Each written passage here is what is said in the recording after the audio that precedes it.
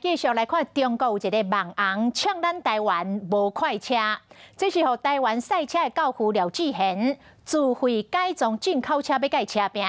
这位赛车的教父，昨下晡伫中华一个私人的飞行场测试伊的赛车大鼓号0到100公尺的加速，结果是2.16秒，来打破掉亚洲的纪录2.23秒。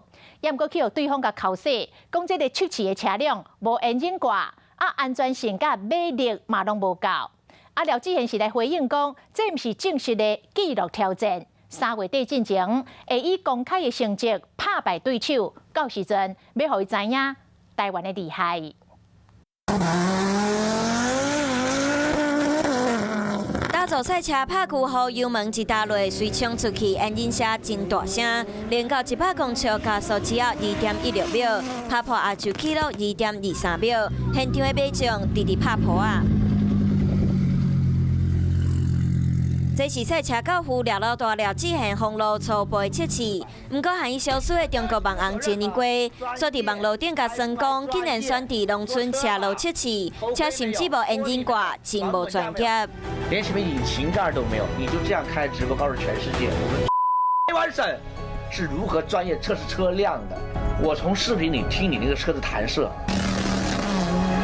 真的没有爆发力。对方一直咧呛廖老大颠倒真平静，伊强调测试场地是私人的飞行场，不是车路，车要咧测试的阶段无要正式做记录。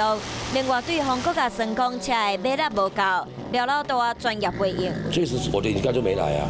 那我去测试有什么不对？这是我自己在试我的时间。以他的标准说，1500匹、1800匹，可能他觉得我们车子没有力，但是秒数会告诉你们大家谁快，不是马力大的快，这是一个平衡。为了证明台湾有快车，廖老大和杰尼龟互相呛声1个月尾，虽然车底要改装完成，廖老大煞为着要找合法测试的场地死去碰壁，到底敢会使伫2个月内期限做出成绩？这部赛车打龟号目前已经进入最后的调教阶段，预计在3月底之前，廖老大就要让国际知道台湾也能有快车。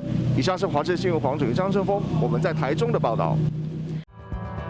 想要获取更多新闻资讯，想要看到主播最新的动态，赶快订阅华视YouTube频道。